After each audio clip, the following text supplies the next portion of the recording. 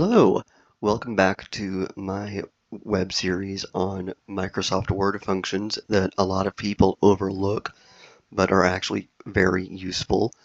In my first video, I covered things such as styles and how those can help segment longer papers or books into sections and chapters, and how to automate table of contents process.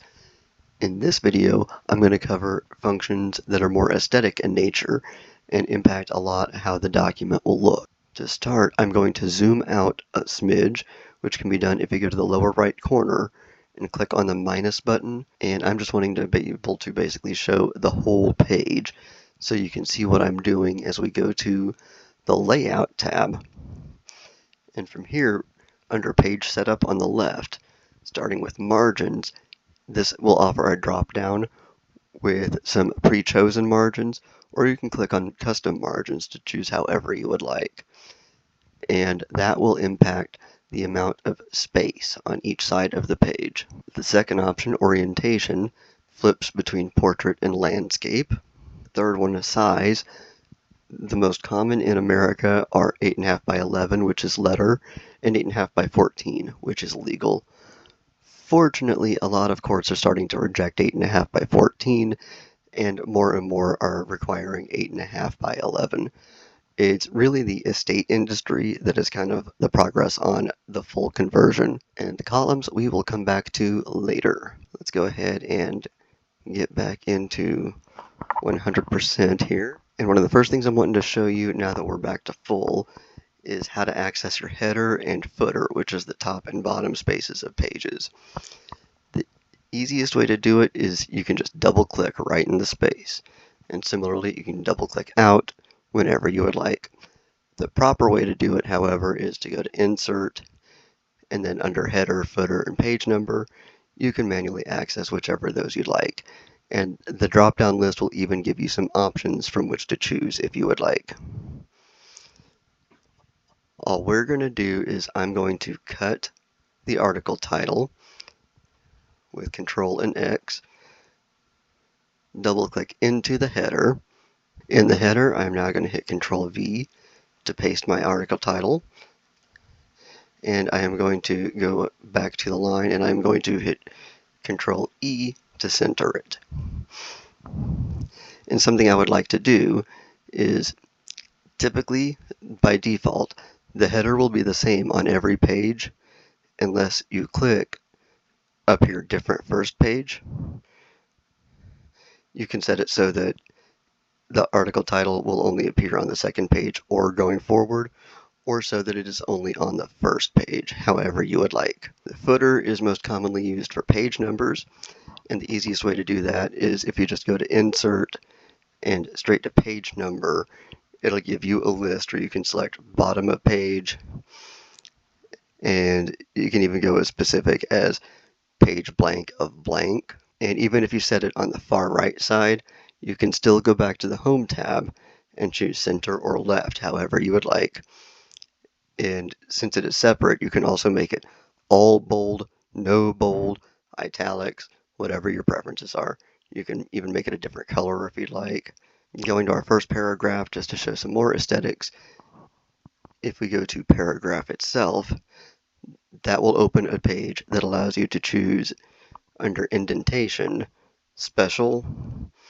You can do first line, which is your typical tab over, or you can do something called hanging indent, which is pretty much the inverse.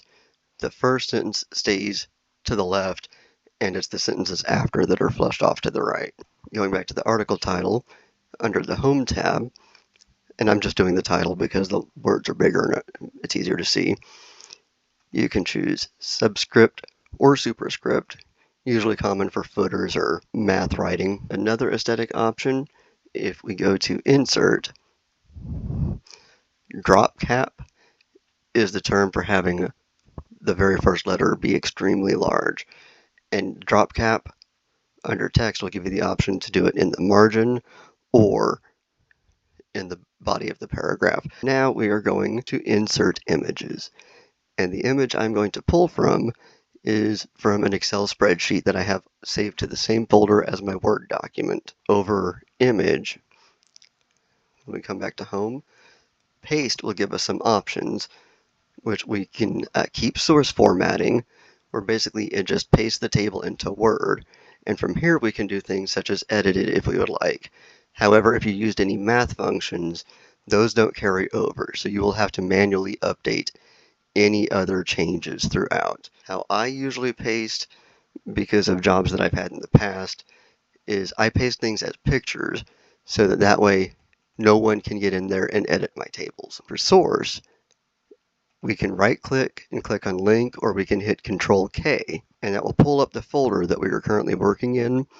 And like I said, since I have my Excel sheet saved to the same folder, that makes it easy to find. And so if I were to have closed out of this earlier, now I can click on source, or in some cases Control click to follow link. And it opened in another window, but there it is, my Excel sheet where I originally got all the information. And now that we have everything in place, I'm going to control everything. And like I said, we were going to come back to Layout, to the Columns tab. And I'm just going to pick 2 columns. And this is how you can break things up as such. Of course, you'll notice that the picture starts off half cut off with the words coming out in front. One option is you can always shrink it to fit the column. Another option is with the layout options or picture format, you can go under wrap text, and it will give you options such as to square in the text. You can do through the text. You can even do behind text depending on what the picture is. Or you can do a clean top and bottom. And if you do something such as that, you can then drag the picture over to the center. A green line will let you know when you've hit that. And that's one way of handling it. Of course, the options are near limitless. It's up to you.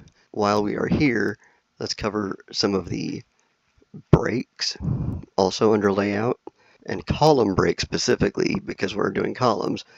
That will allow you to jump one column over to the next if you're wanting to keep things together or leave certain spaces. Before, Control Enter will do a hard page break insert, even within the column such as that. And that is all I've got for today's video. In my next video, I will be covering document integrity functions such as password protect, track changes, form fields, and PDFs.